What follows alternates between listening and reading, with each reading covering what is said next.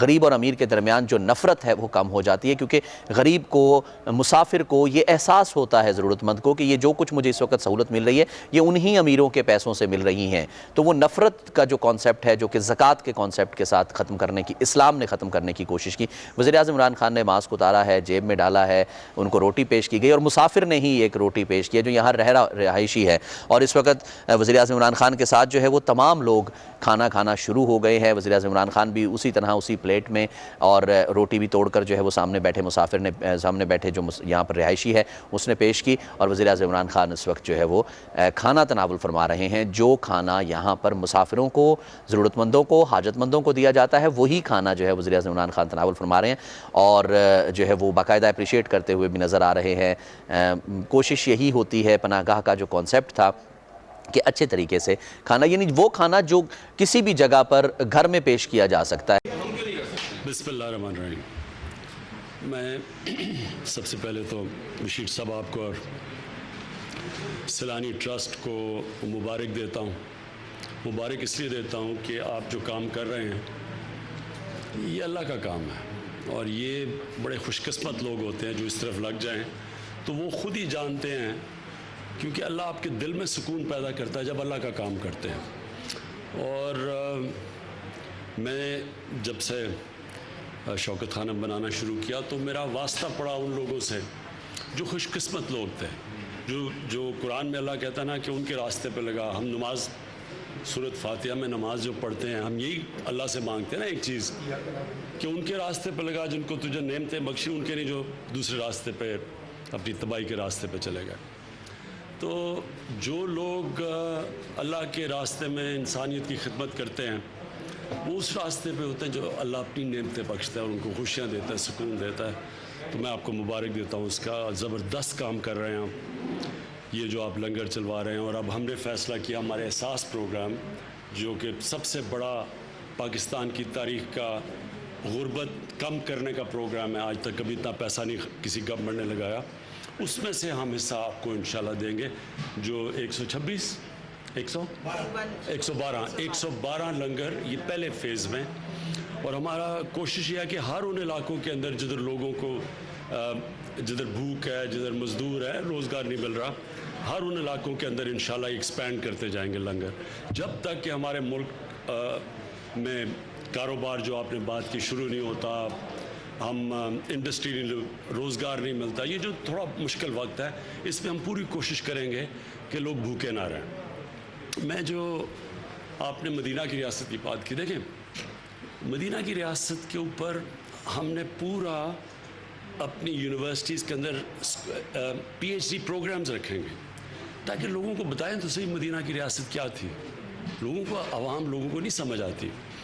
مدینہ کی ریاست کے اندر ایک فیصلہ کیا گیا ریاست میں کہ وہ شروع میں تو بہت برے حالات تھے نا وہاں، کہ ہم نے اپنے کمزور طبقے کی ذمہ داری لینی ہے، جس کو کہتے ہیں فلاحی ریاست۔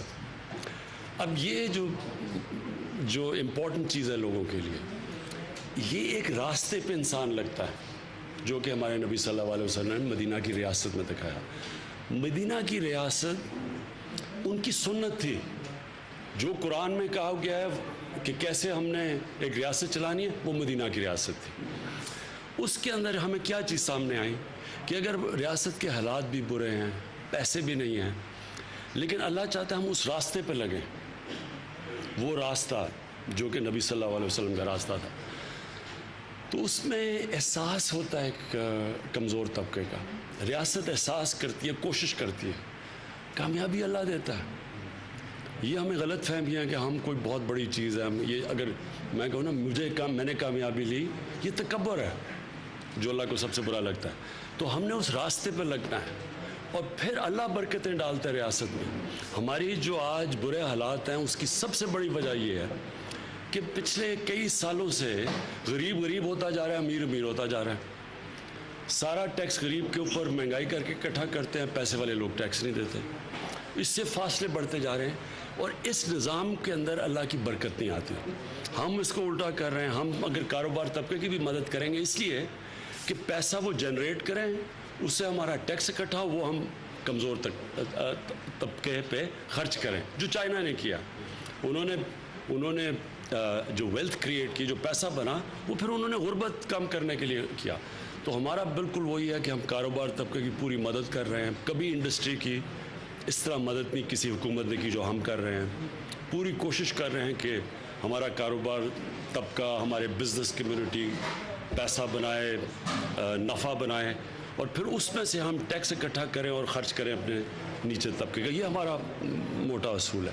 لیکن ریاست کی انشاءاللہ جو یہ جدوجہد شروع ہے وہ یہ ہے کہ ہم نچلے طبقے کو اٹھانے کے لیے جس طرح احساس پروگرام ہے, اس میں بڑے اور بھی چیزیں ہیں. روزگار کی ہم قرضے دے رہے ہیں بچوں کو, اور ہم خواتین کے لیے, گاؤں کے لیے ہم پورا پروگرام بنایا ہوا ہے.